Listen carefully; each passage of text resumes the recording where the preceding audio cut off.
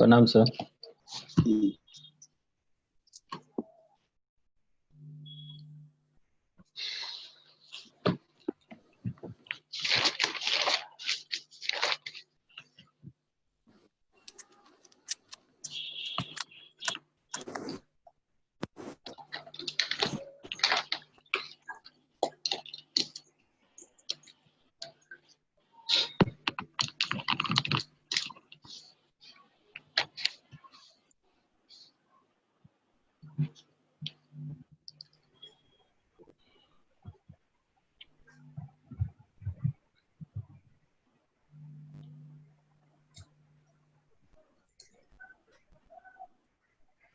Bluetooth वाला देखो तो कहाँ है। Good evening sir. Good evening.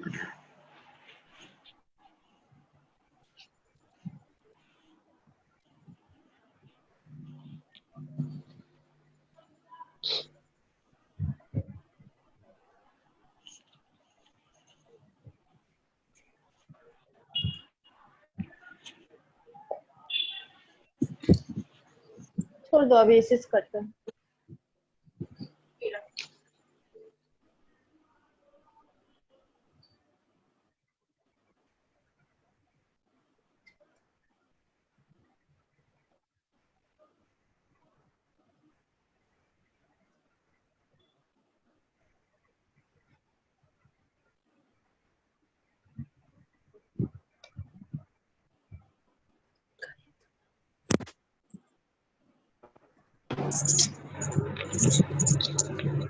Good evening sir. Good evening. Good evening.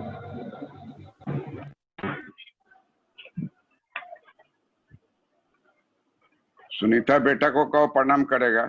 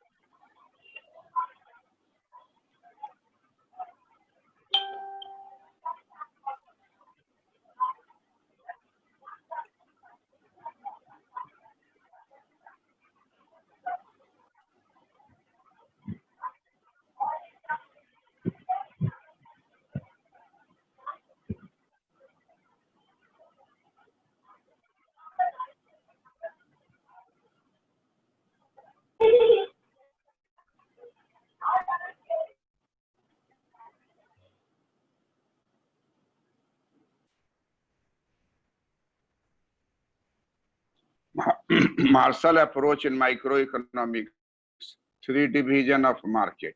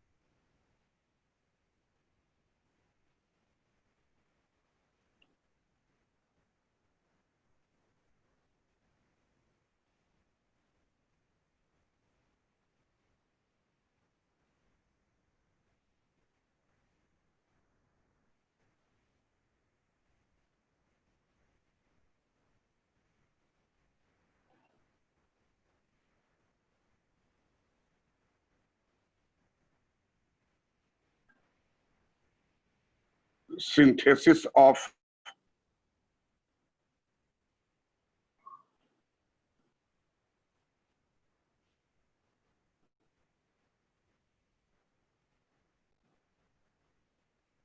cost theory.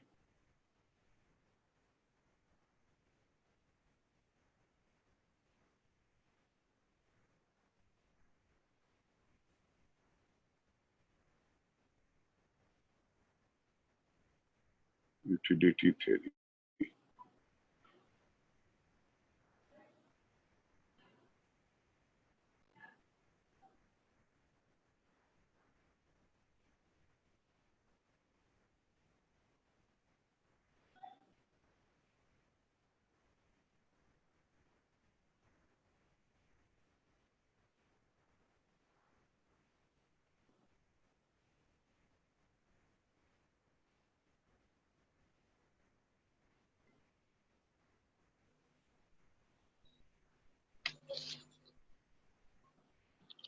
Synthesis of cost theory and utility theory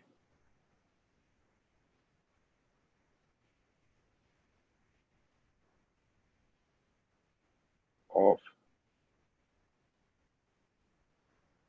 price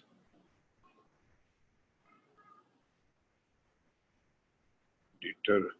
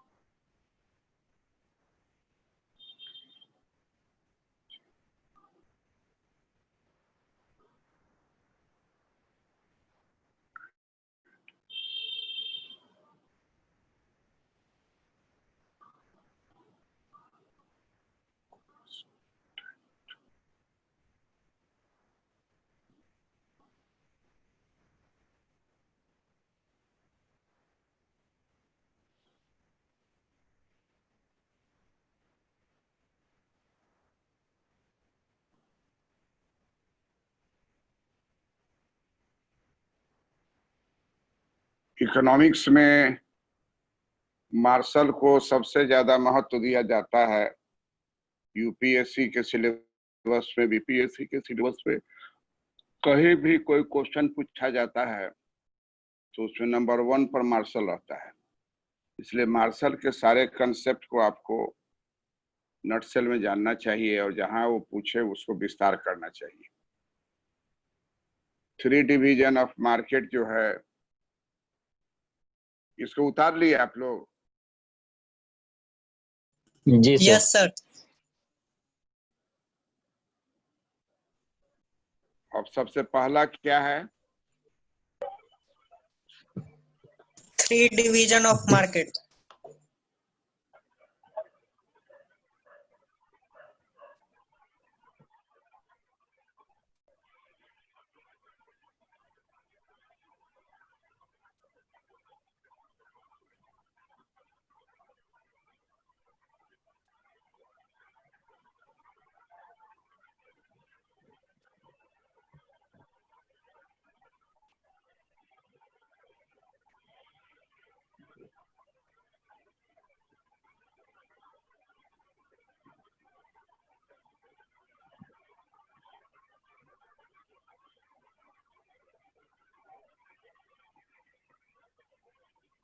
sir consumer surplus theory भी दिए हैं ना?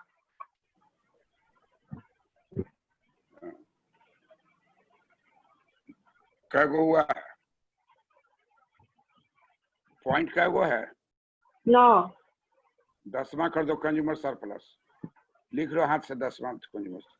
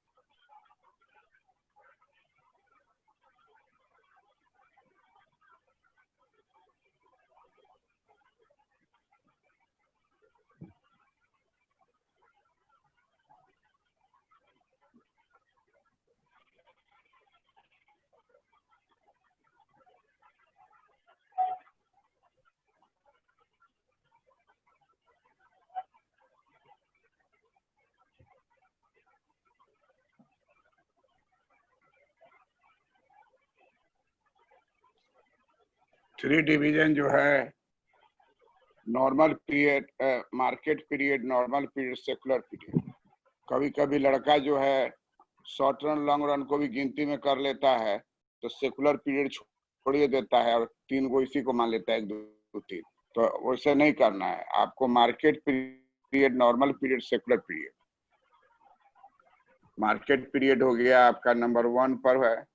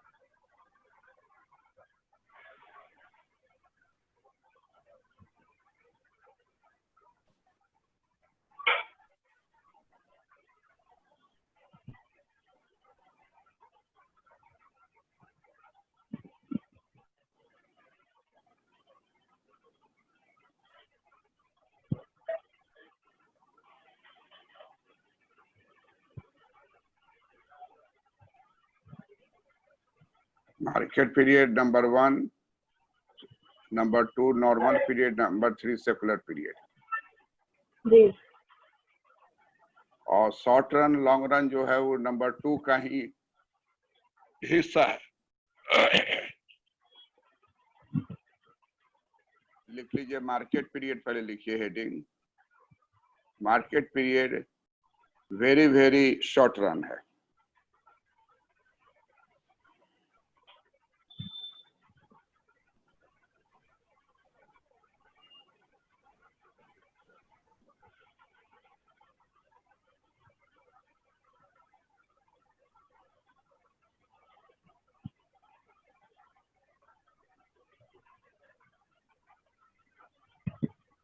वेरी वेरी शॉर्ट रन है।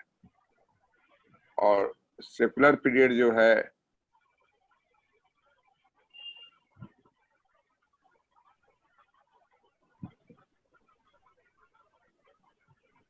वेरी वेरी लॉन्ग रन है।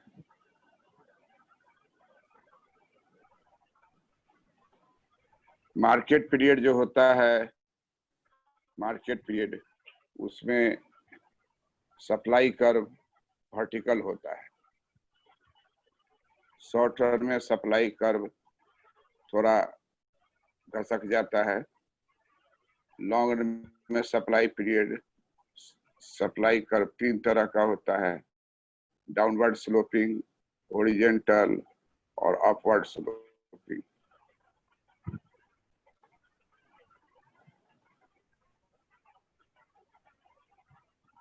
और secular period में supply curve, demand curve बदल सकता है।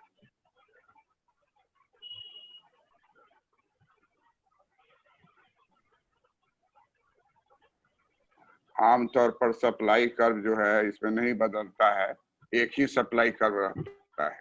लेकिन वेरी वेरी लॉन्ग रन में कुछ भी हो सकता है।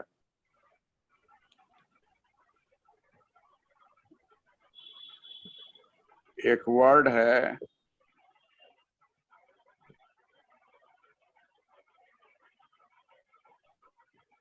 उसको बोला जाता है कंपैरेटिव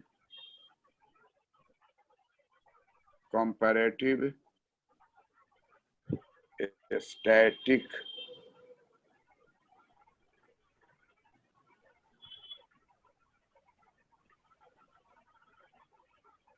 मेथडोलॉजी।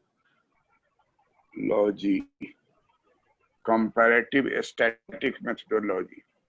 तो मोनोपोली ये मार्शल का जो सारा बिहेवियर है वो कंपैरेटिव स्टैटिक मेथडोलॉजी है। और उसमें आई कर्व ज्यों का त्यों रहता है और डिमांड कर्व बदलता है। लेकिन अपवाद स्वरूप सेकुलर पीरियड जो है वेरी वेरी लॉन्ग रन है, जो व्यवहार में कहीं आता नहीं है। ये ऐतिहासिक इवेंट के लिए दिखलाया जाता है।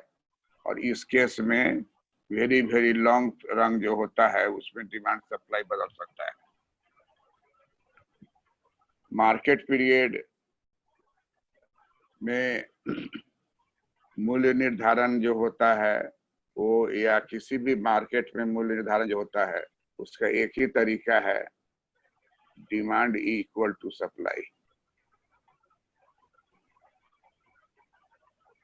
और डिमांड की रेखा जो है वो डाउनवर्ड स्लोपिंग होती है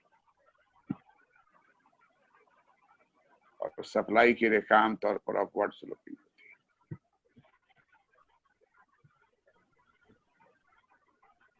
अलग अलग पीरियड में थोड़ा बदलता रहता है, लेकिन फाइनली जो देखिएगा फाइनली यही है, अपवर्ड स्लोपिंग। तो इसको हम लोग इतना देख लिए ना, लिख लिए जी। हाँ सब सर। आदमी लिख। हाँ सर। अब हम लोग अकेले अकेले देखेंगे कि मार्केट पीरियड में कैसे मूल्य निर्धारण होता है। तो मार्केट पीरियड में मूल्य निर्धारण में आपको ये है, अगर डिमांड बढ़ गया या डिमांड घट गया, बढ़ गया तो बढ़ जाएगा, घट गया तो घट जाएगा। प्राइस P से P1 हो जाएगा, घट गया तो P0 हो जाएगा। ये आपको प्राइस है, और यहाँ आपको डिमांड है,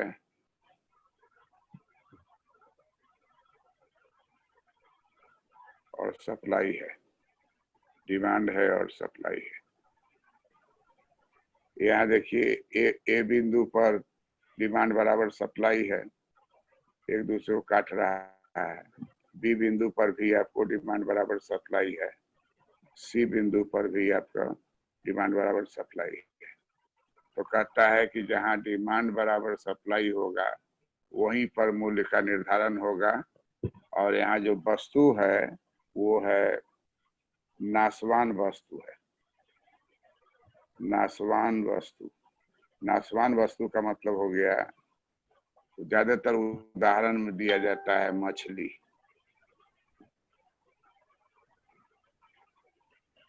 इन्होंने मछली का उदाहरण ही दिया है और बतलाया है कि D से D1 हो या D से D0 हो, मांग ऊपर बढ़ जाए या मांग नीचे घट जाए, मछली का उत्पादन जो है इसमें OM है तो OM ही रहेगा।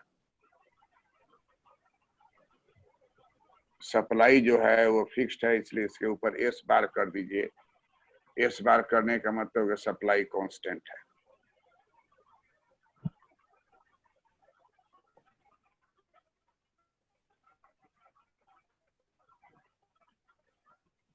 उतर गया? एक मिनट सर, एक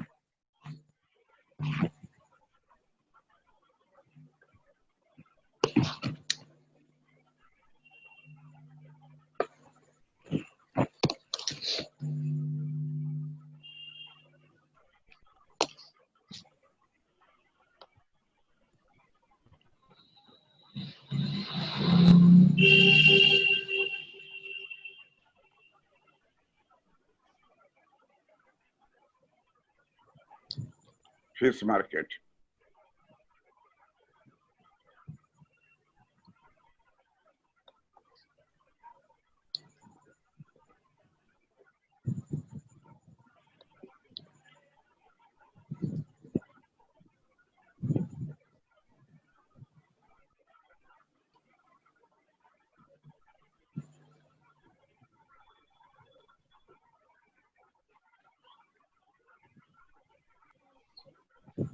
मार्केट प्राइस से डिटरमिन्ड।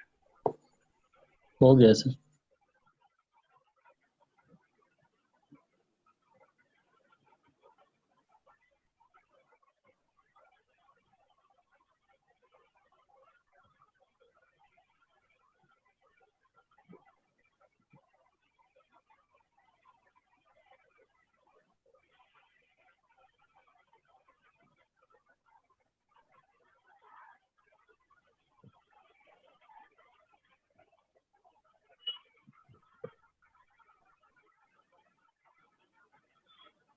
मार्केट प्राइस से डिटरमिन्ड हो गया। जी सर। जी सर। ये आपका जो है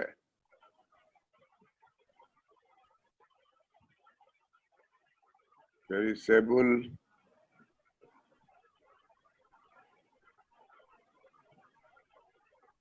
गुड्स है, perishable goods market.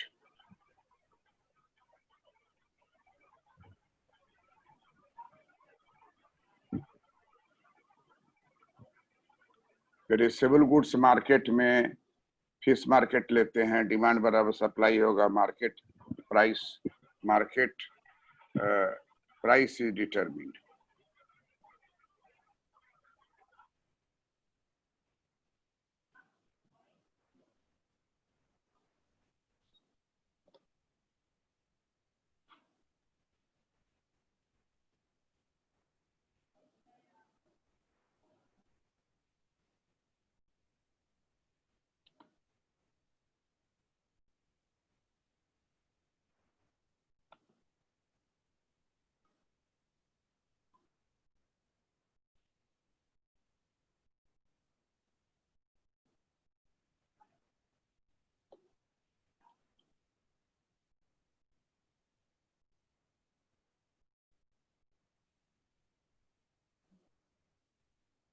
Fish market,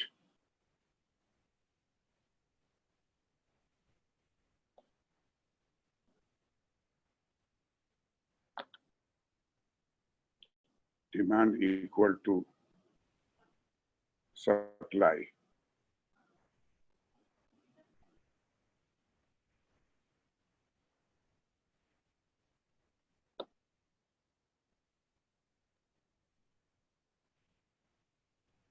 Market price is determined.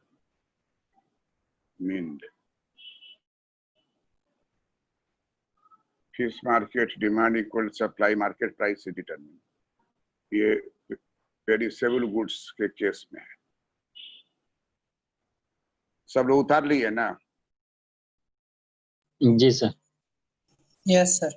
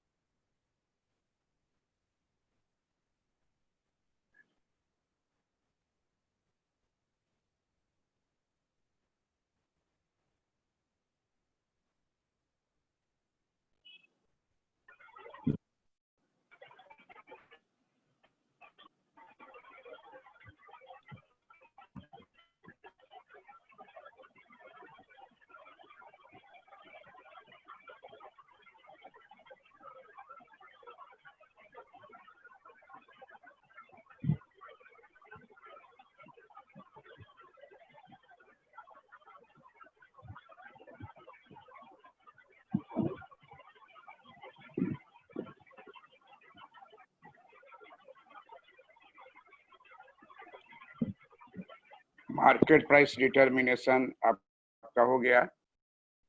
Perishable goods का सब आदमी का उतर गया। Yes. अब इसमें पेरिसेबल गुड्स है, अब आपको आएगा non perishable goods.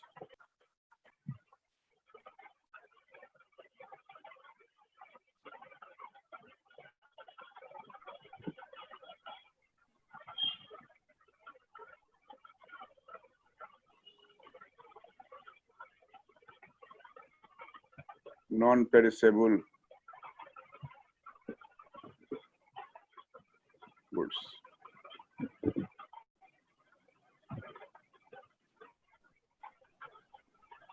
share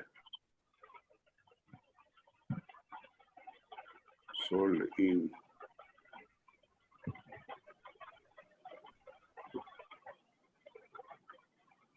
village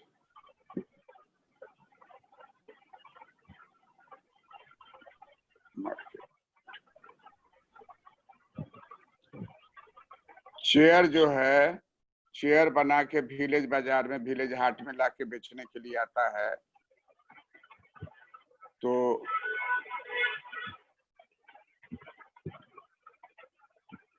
ये म्यूट करो सुनीता। शेयर जो है वो हाट में जब लाता है तो उसके केस में सप्लाई कर्व इस तरह का बनता है, वर्टिकल हो जाता है, वर्टिकल हो जाता है, लेकिन एच से शुरू होता है। तो प्राइस हर हालत में मोर देन एस होना चाहिए।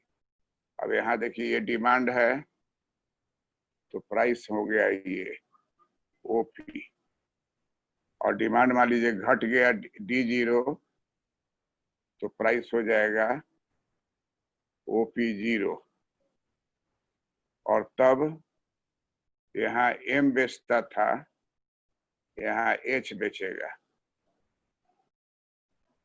OM 100% है,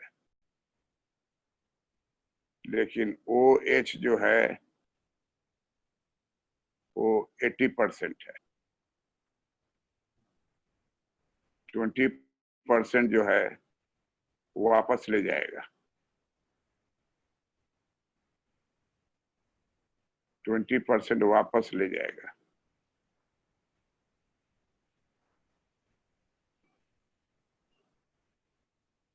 ले जाएगा 20% वापस ले जाएगा।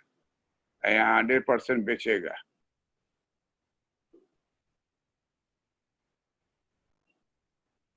यहाँ 80% बेचेगा।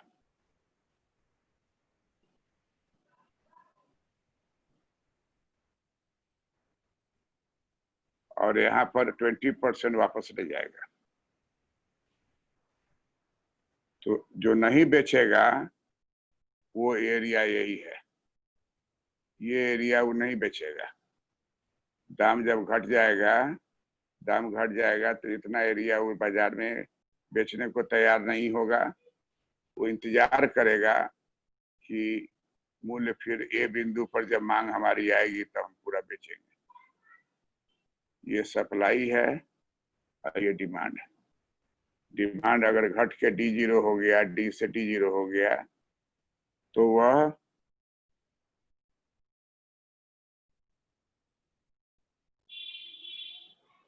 D से D0 हो गया तो इस केस में वो 100% नहीं बेचेगा।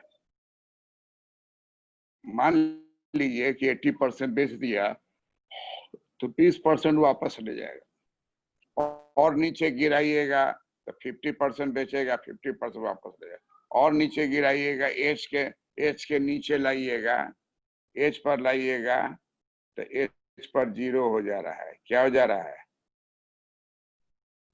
बाजार में अगर एच दाम होगा कुर्सी का तो वो बेचेगा ही नहीं, पूरा का पूरा वापस ले जाएगा, और इस आशा में जाएगा कि अगला दिन वो बेच लेगा। तो प्राइस जो है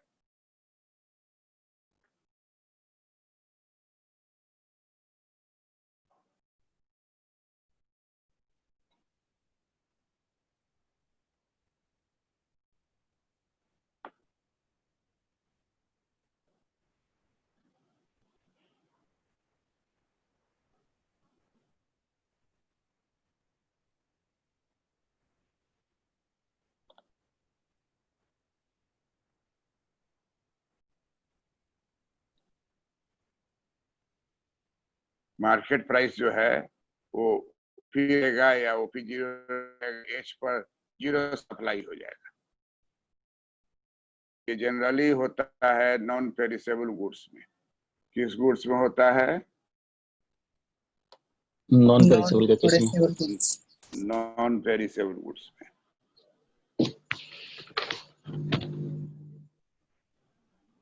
नॉन पेरिसेबल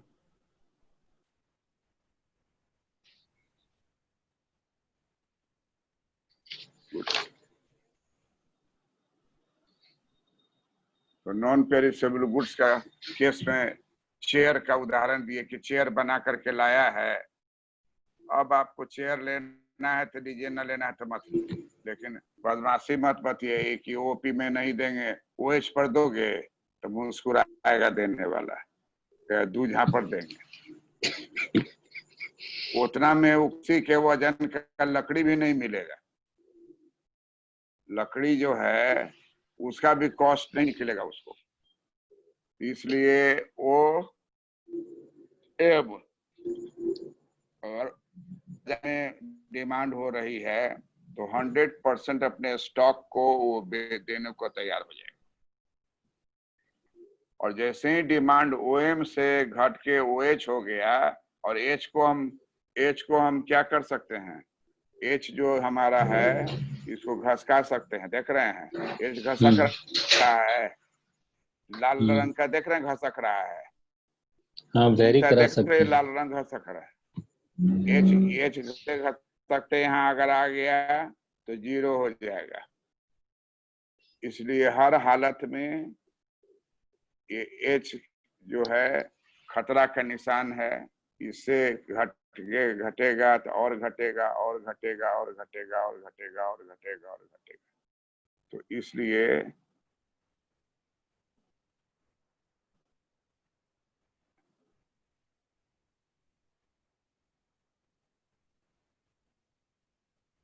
इसलिए बड़ा महत्वपूर्ण है ये, समझ गए मोतीलाल? हाँ सर, हाँ समझ सर, गए? हाँ सर, उतार लिए? हाँ उतार भी लिए सर। उतार लिए? हाँ सर उतार भी लिए।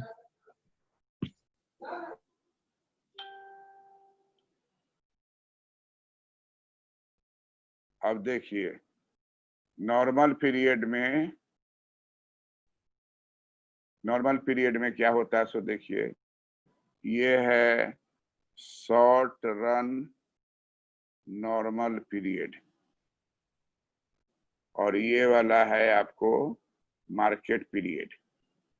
अब हम लोग एक साथ कंबाइन ले रहे हैं। यहाँ जब है तो बाजार में कीमत होगी ओपी,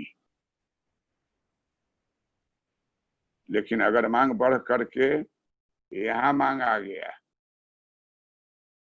तो मूल्य चढ़ जाएगा, यहाँ भी मूल्य चढ़ जाएगा, लेकिन यहाँ पर जो है सप्लाई बढ़ जाएगा, एम से हो जाएगा।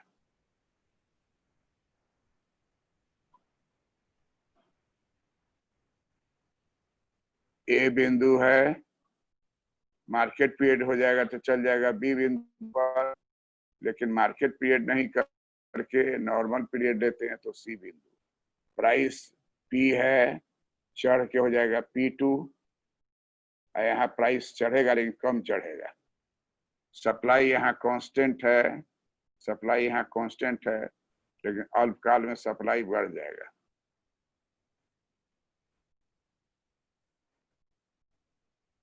ये एच है, एक्स है, वाई है।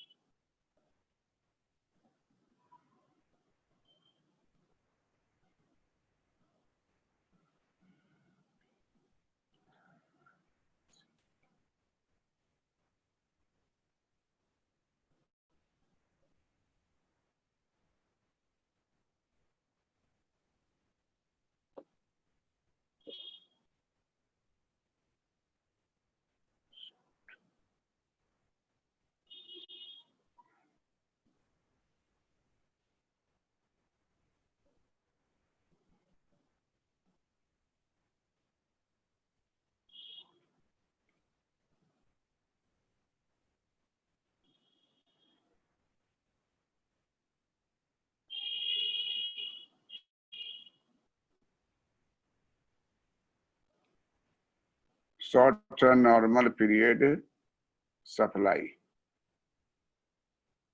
Short run normal period supply.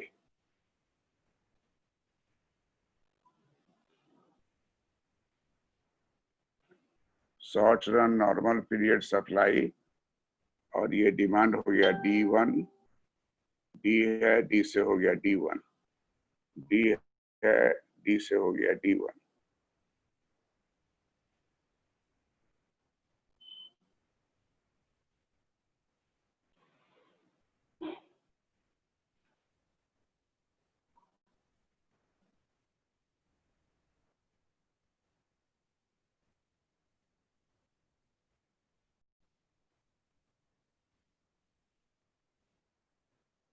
Market period supply है MP, मार्केट पीरियड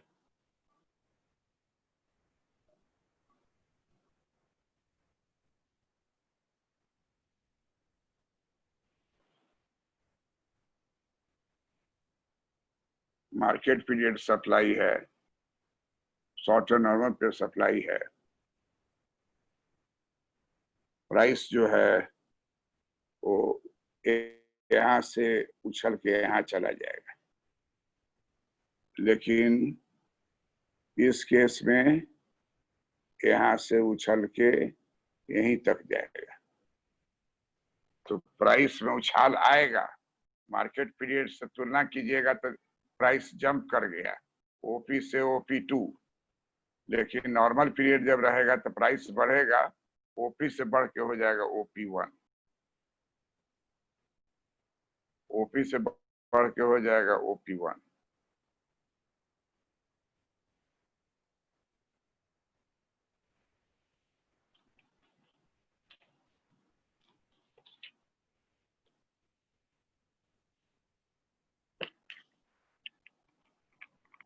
इससे क्या समझे इस चीज से सुनीता, तुम बताओ तो।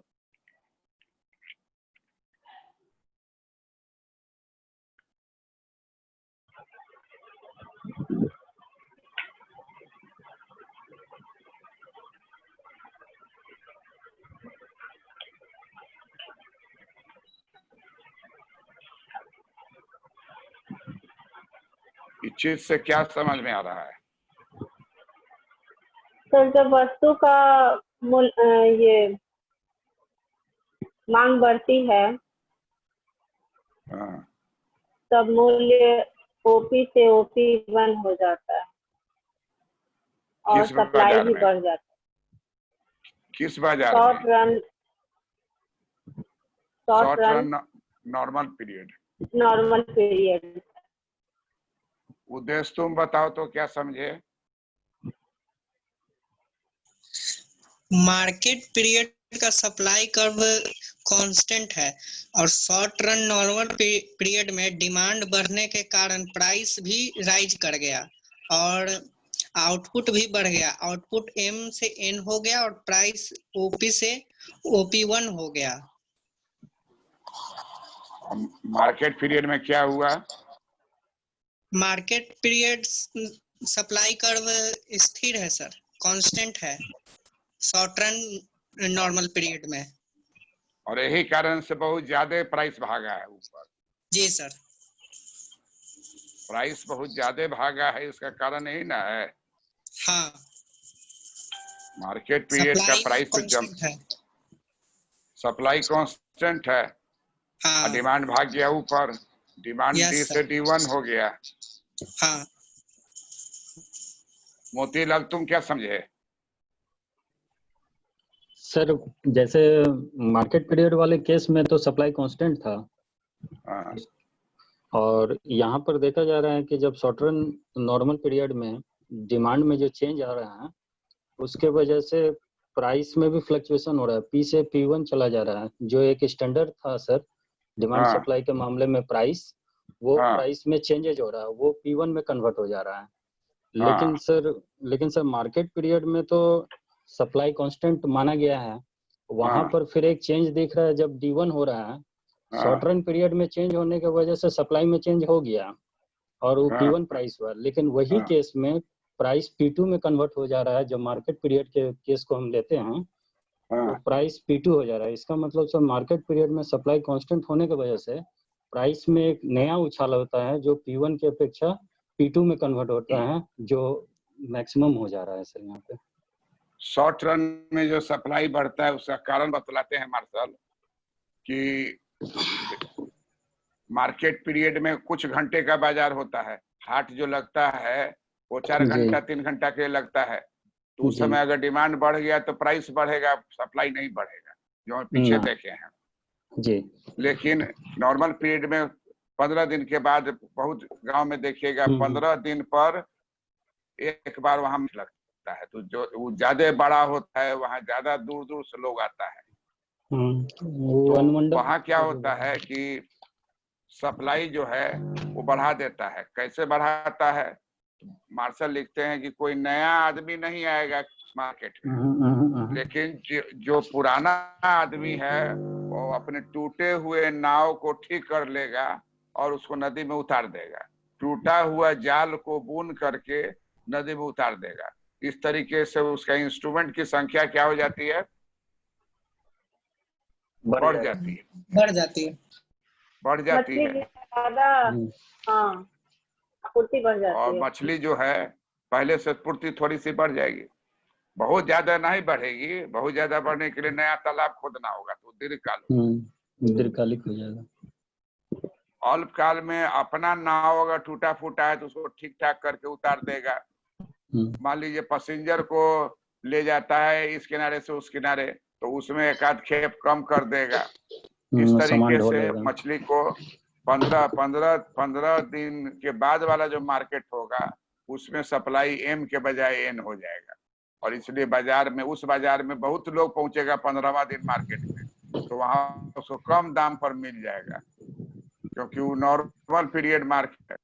इसलिए बाजार में देखिएगा डेली हाट जो जा रहा है, लेकिन 15वां दिन पर जहाँ हाट लगता है जिस गांव में, तो वहां ज्यादा सेलर पहुंचता है, ज्यादा माल भी पहुंचता है, दाम भी थोड़ा कम रहता है। तो ये हो गया मार्केट पीरियड और शॉर्ट रन नॉर्मल पीरियड को बराबर साथ साथ दिखाना चाहिए, तुलनात्मक भी उसमें आप कर सकते हैं। अब तीसरा हो गया long run normal period. Long run normal period जो है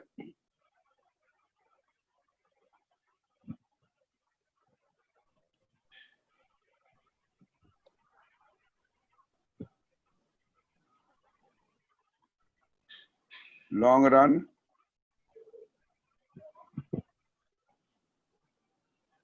normal period, long run normal period जो होता है उसमें नंबर 1 रहता है डिमिनिशिंग कॉस्ट। नंबर 1 रहता है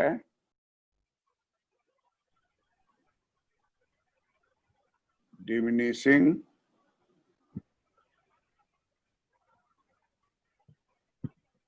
कॉस्ट, डिमिनिशिंग कॉस्ट। नंबर 2 रहता है कांस्टेंट कॉस्ट।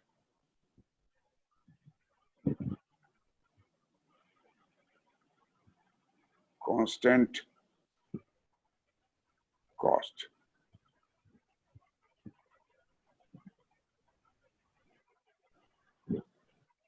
और कांस्टेंट कॉस्ट, उसके बाद नंबर 3 रहता है, नंबर 3 रहता है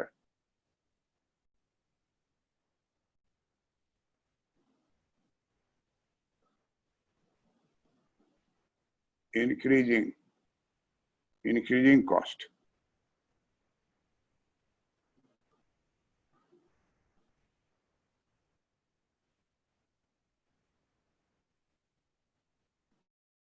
तो हम लोग क्या करेंगे इसमें कि एक रेखा खींचेंगे और ये कांस्टेंट कॉस्ट का हो गया सप्लाई का, दूसरा रेखा खींचेंगे ये इंक्रीजिंग कॉस्ट का हो गया, तीसरा रेखा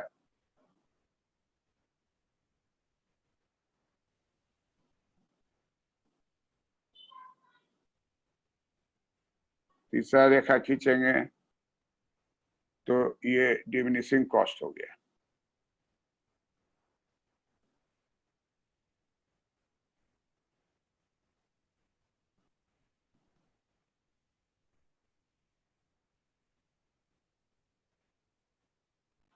ये डिमांड हो गया।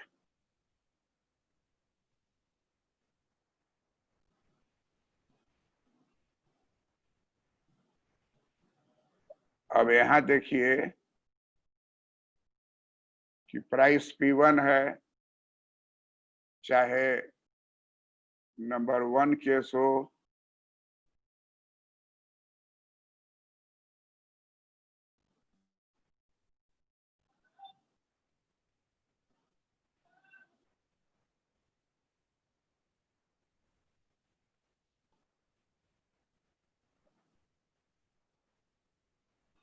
नीचे वाला डिमांड होगा, सबसे नीचे वाला डिमांड होगा। 3 रेखा खींचे हैं, S1 है नंबर 1, E है नंबर 2, E है नंबर 3। E है आपको डिमिनिशिंग कॉस्ट DC, ये है कांस्टेंट कॉस्ट CC, ये है इंक्रीजिंग कॉस्ट IC। CC हो गया कांस्टेंट कॉस्ट, DC हो गया डिमिनिशिंग कॉस्ट, IC हो गया इंक्रीजिंग कॉस्ट।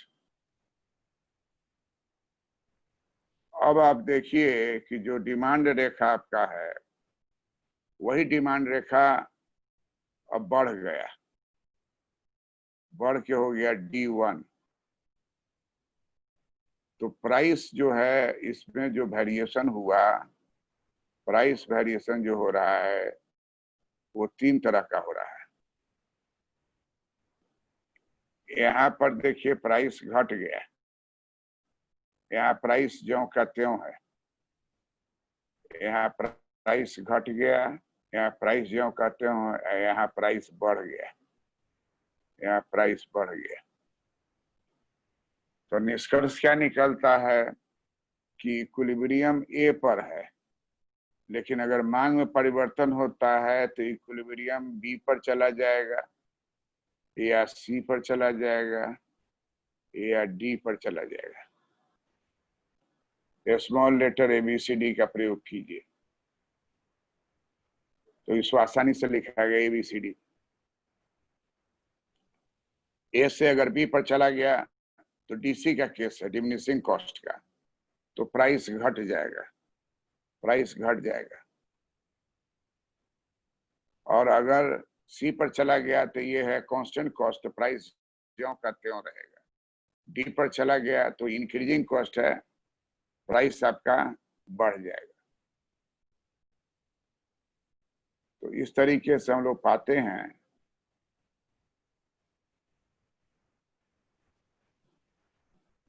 कि सप्लाई M है,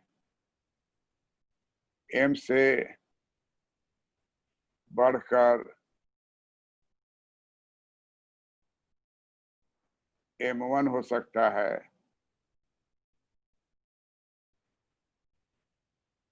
M2 हो सकता है,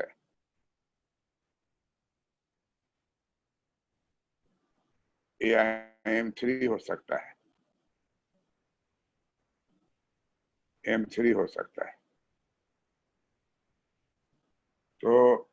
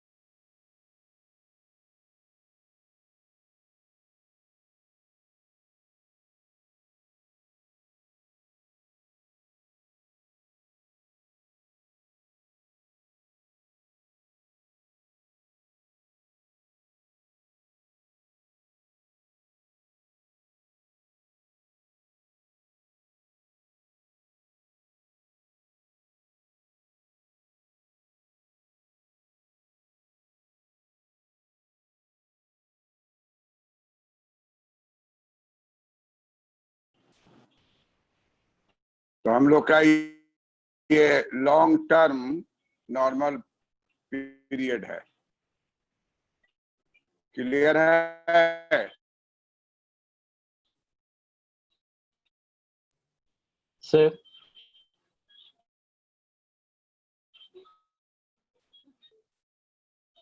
सर ये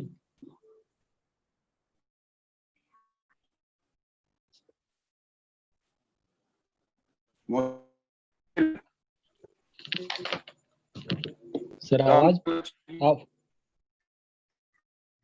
सर आवाज पहुंच रहा है मेरा? लॉन्ग टर्म नहीं,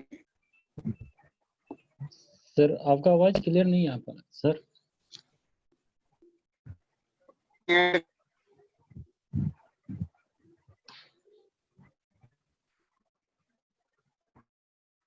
उद्देश्य आ रहा हाँ है, नहीं, कट कट के आ रहा है।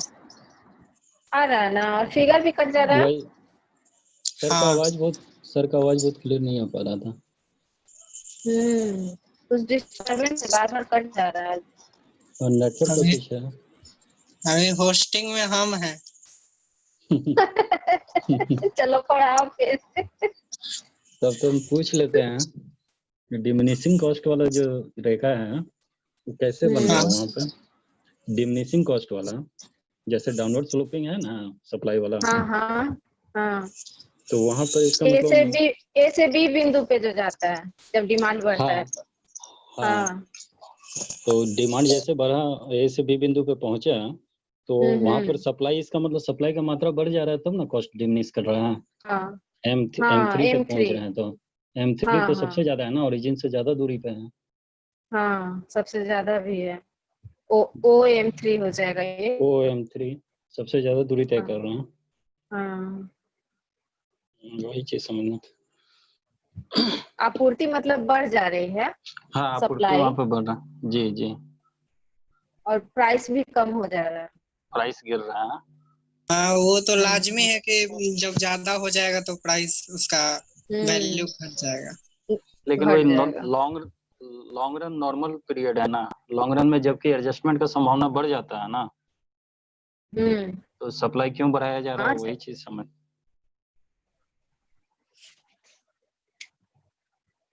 तो कंट्रोल किया जा सकता था ना शॉर्ट रन में, तो मतलब ठीक है सब कुछ 15 दिन के अंदर कर लेना।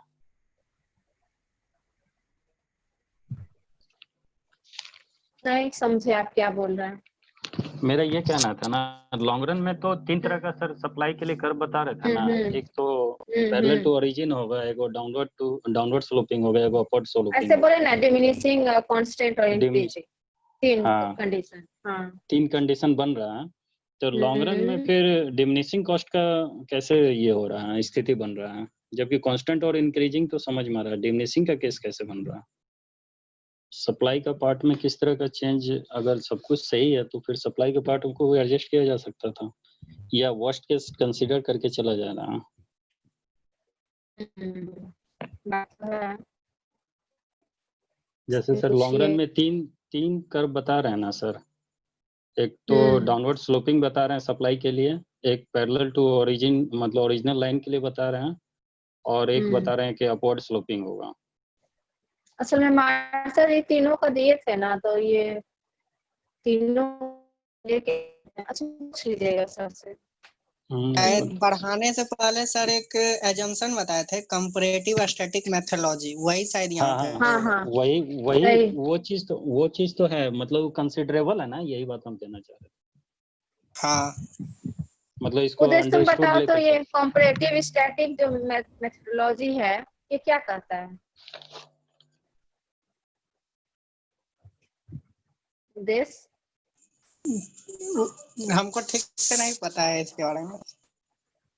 टर्म से तो क्या यही पढ़े लग हो रहा है तो ना तुम? कि टर्म से तो यही लग रहा है ना कि स्टैटिकल एनालिसिस होगा, कंपैरेटिव हम्म, करने के समय स्टैटिस्टिकल एनालिसिस होगा। हाँ, स्थिर मान हाँ, लिया जाता है। ये जो बोल रहे हैं एक सीमित दायरे में बोल रहे हैं, यही है।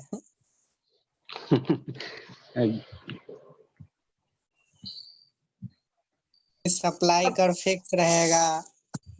अभी काहे ला म्यूट कर रहे हो, अभी सर हैं? रिकॉर्डिंग है।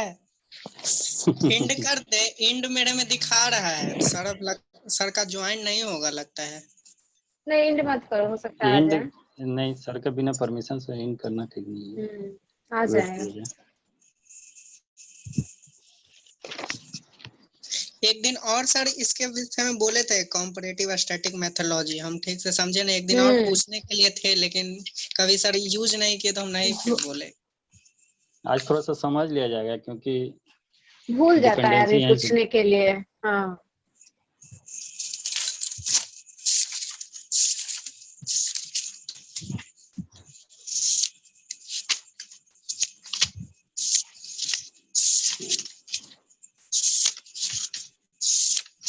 क्या आवाज कर रहा है?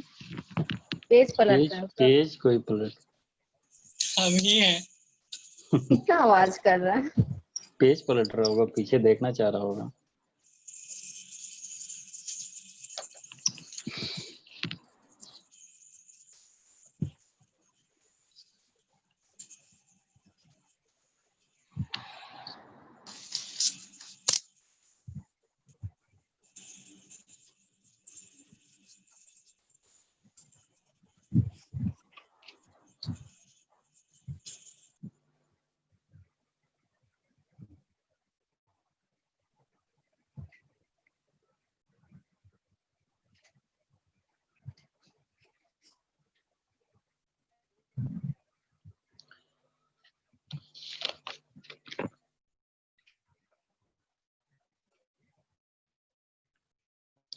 बुक क्या क्या देख रहे हैं आप लोग?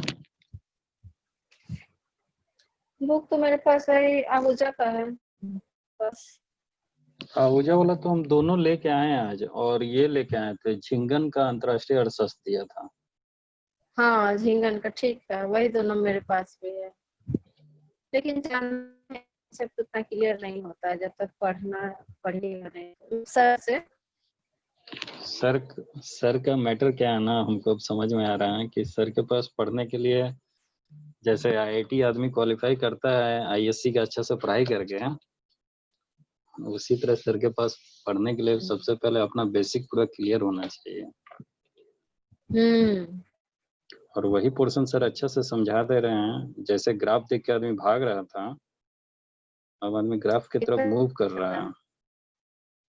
ये 4 दिन में तो यही 4 दिन में तो यही समझ में आ रहा है। ग्राफ को कैजुअली ले रहा था आदमी, उस तरह का है नहीं। तो सर जिस तरह से समझ,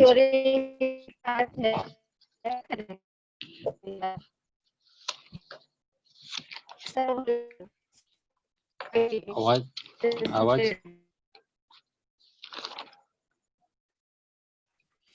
आवाज पूरा क्लियर नहीं आ रहा, आवाज क्लियर नहीं आ रहा।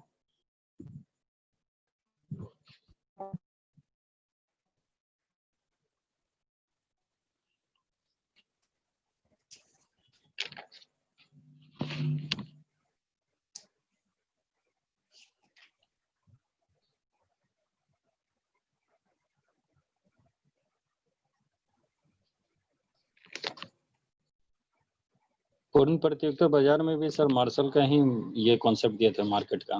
क्या हम भी तो वही देख रहे हैं अभी। बताया थे।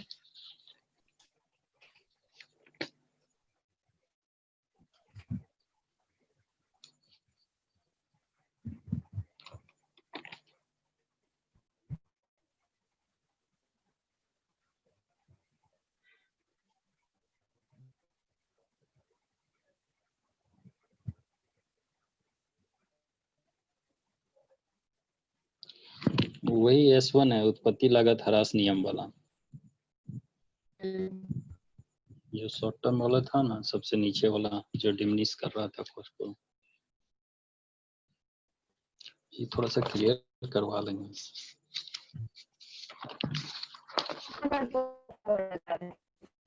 ये तीनों नियम को ना हल्का हल्का समझ लेंगे ना, यहीं पर क्लियर हो जाएगा। यही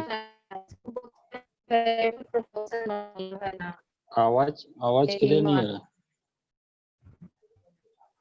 पता नहीं क्या डिस्कनेक्ट हो जा रहा है क्या। हाँ बोलिए, अभी आवाज आ रहा है। बोल रहे हैं इसमें जैसे अभी सर जो लॉन्ग रन वाला समझा रहे हैं, इसमें S1 S2 S3 जो पिछली बार लिखवाए थे उसमें उत्पत्ति लागत ह्रास नियम बताए थे, उत्पत्ति लागत समता नियम और एक उत्पत्ति लागत वृद्धि नियम। तो हाँ, जिसका कल भी सर वो जो रिकॉर्डो वाला पढ़ा रहे जिक्र किए थे, तो उसमें डायरेक्ट तीसरा केस ही बता रहे थे, ये डिमिनिशिंग कॉस्ट वाला है। तो इसको थोड़ा सा क्लियर करवा लेते हैं, क्योंकि उसके वजह से वहाँ पर उसका आलोचना हुआ था रिकार्डो का सिद्धांत का अंतर्राष्ट्रीय व्यापार में। तो इसका मतलब इसका यूटिलाइजेशन जो भी क्वेश्चन है ना उसको एक एक लिखते जाइएगा, इसलिए कि बाद में भूल जाता है, नहीं पूछ नहीं पाता है। जैसे सर आएंगे वैसे पूछ लेना होगा। थोड़ा सा टेकअप करवा लेते हैं इसको, ठीक रहेगा ना ये तीनों? हाँ जरूरी है।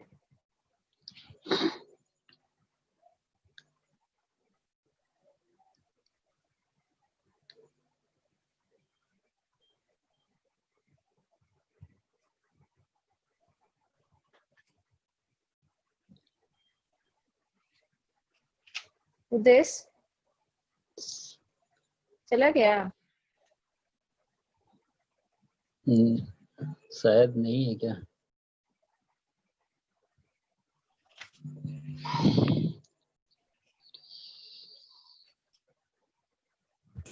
सर एंड करने को बोले हैं, सर बोले कि प्रॉब्लम हो गया इसलिए हम लीव ले लिए। अच्छा ठीक है, तो बंद कर दें। हाँ, आज तो कल क्लास रहेगा? कल संडे, कल क्लास रहता है? रहता है। ठीक है, गुड नाइट। Good night. अब कल ना जी? हाँ आप कल ही होगा। ठीक।